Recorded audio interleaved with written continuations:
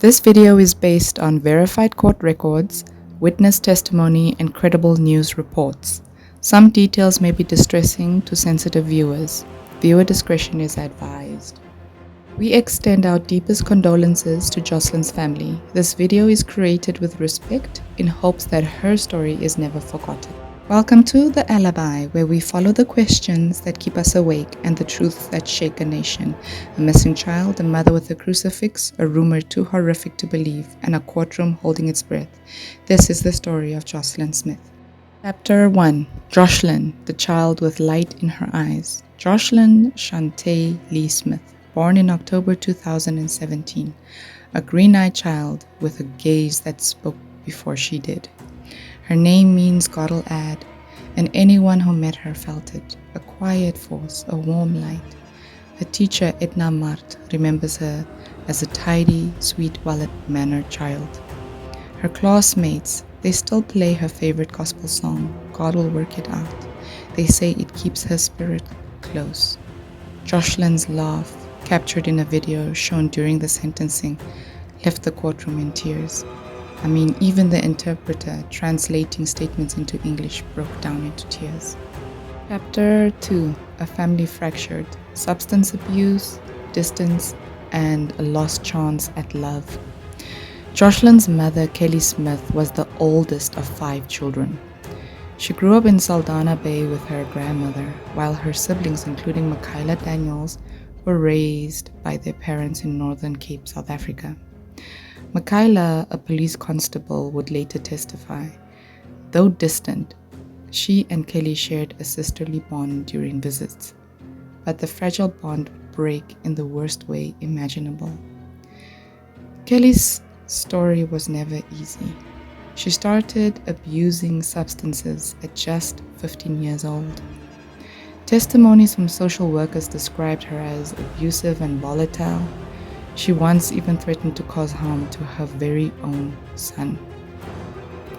Kelly's grandmother had been enduring this for years, and she just finally had enough and kicked her out.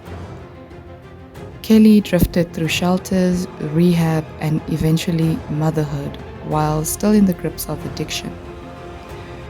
When Kelly entered rehab at one point, a family friend named Natasha Andrews stepped in to help.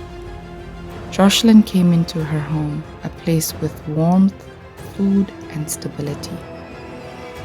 Natasha and her husband didn't just care for Joshlin, they tried to adopt her. We could have provided better for her than her own mother, Natasha testified. But the adoption failed. The parents, Kelly and Joshlin's father, wouldn't agree. So Joshlin stayed in limbo, floating between a broken home and borrowed love. When Kelly returned from rehab, she didn't come back healed. She came back with more substance abuse and 2 men trailing her. Her boyfriend Jacqueline Buta Apollos and his friend Stefano Steffi van Rijn. 3 adults, 1 shack, and a ticking clock. Chapter 3. A missing child, a shack of secrets. On Monday, the 19th of February 2024, Joshlin stayed home from school. Her school uniform was not washed, a small thing, but one of the many signs of neglect. That day would become the last time anyone would say they truly saw Joshlin. Joshlin lived in a corrugated iron shack in Middelpos informal settlement. It was cramped, poorly ventilated, and offered no real privacy. Social workers would later describe it as unfit for a child, a space where life was cold, loud, and chaotic. Inside this tin-walled shelter, the sounds of children mixed with the smell of substances. Her mother, Kelly Smith, was in and out all day doing these substances. Jacqueline Buta Apollos, her boyfriend, was left in charge of the children. But he wasn't alone. Laurentia Lampard, a fellow abuser, testified that she, Apollos, and Stefano Steffi van Rijn were all taking substances in the house that day. In the middle of this storm was Joshlin. No playdate, no meal, no safety, just smoke, noise, and neglect. At some point in the late afternoon, Joshlin disappeared, but no one raised the alarm. No one noticed. Not until 9 p.m., hours later, did Kelly report her daughter missing. Too late for the first 48 hours, too late for hope without suspicion. The community mobilized though. Flyers were printed, prayer chains started, social media was flooded with photos of Joshlin's green eyes. But something just did not sit right. Kelly's reaction was cold, dry-eyed, detached. No tears, no urgency, nothing. Then, during a live Facebook with politician Gayton McKenzie, her sister Michaela Daniels went public. Michaela said, "Kelly told me the child was still in Paterskamp, that someone tried to sell her, and that Saldanha is a hotspot." Kelly lashed out, accusing her sister of lying and chasing attention. But by then, the public had already made up its mind. They weren't just searching for a missing child anymore.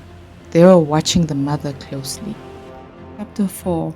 A nation suspicious, a nation stunned. This particular case went national. South Africa was just so horrified. I mean, this child was missing. The mother was just silent.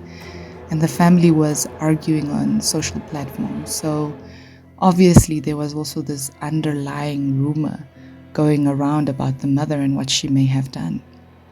A criminologist called Bianca van Aswagen compared Joshlin's case to Madeleine McCann's. So the stakes were extremely high. And then came the whispers of rituals, of body parts, of a sangoma. A sangoma is a traditional healer believed by some to use human organs in spiritual ceremonies. Witnesses said that the child, Joshlin's eyes and skin were the price. Chapter 5. Sold for her eyes. A local pastor testified in the trial. He said that Kelly had once confided in him and said that she would sell her children for 20,000 rand. This is equivalent to 1,100 USD. In another breath, she said that she would accept as low as 275 USD. One witness claimed that Kelly believed someone wanted Joshlin's eyes and skin. I mean, really, this wasn't just poverty, this was something darker. During the trial, the courtroom noticed something chilling. Kelly and her co-accused laughed when certain witnesses testified. She clutched onto her crucifix like a prop in a movie, trying to gain sympathy, or I don't know what it was that she was trying to achieve. Chapter 6. The verdict. The trial was held at a local community center to allow public access. And believe me, the public actually came in droves. After about 8 weeks, the verdict was in. Kelly Smith, Jacqueline Botha Apollos, Stefano Steffi van Rijn, all guilty of kidnapping, human trafficking for exploitation. The judge said Smith was the mastermind. All three were sentenced to life in prison, but even now, Joshlin is still missing. Chapter 7. For those who love Joshlin. Her teacher Edna Mart broke down describing her, a clean, respectful child. She still plays her favorite song for the class. Joshlin's father, José Emek, collapsed in court upon hearing the verdict. Natasha Andrews, who tried her best to adopt the child and give this child some sort of a hope and fun and enjoyment in this life, showed a video of Joshlin laughing. It truly stunned the courtroom. It even brought some of the interpreters to tears. And Tyla, Natasha's daughter, read a poem. It went as follows. You are our flower, our baby, our green-eyed child. We just want to hug you again. Chapter 8. The Mind of an Addict. Kelly's descent was not instant. Addiction eroded her motherhood bit by bit. She cycled through rehab, homeless shelters, and courtrooms. She once threatened to harm her own son. But addiction really is no excuse. It is only part of a larger crisis. In South Africa, 8,743 children have been reported missing in the past 10 years. Too many cases go unreported. Too many end in silence. Final chapter, Joshlin. Joshlin Smith, a green-eyed girl whose laughter filled the air. A child who held a courtroom and a country in her tiny little hands. Her story isn't over because she's not been found. Joshlin, your name means God will add. We pray He adds truth, justice, and light to the place you were taken. Thank you for watching this episode of The Alibi.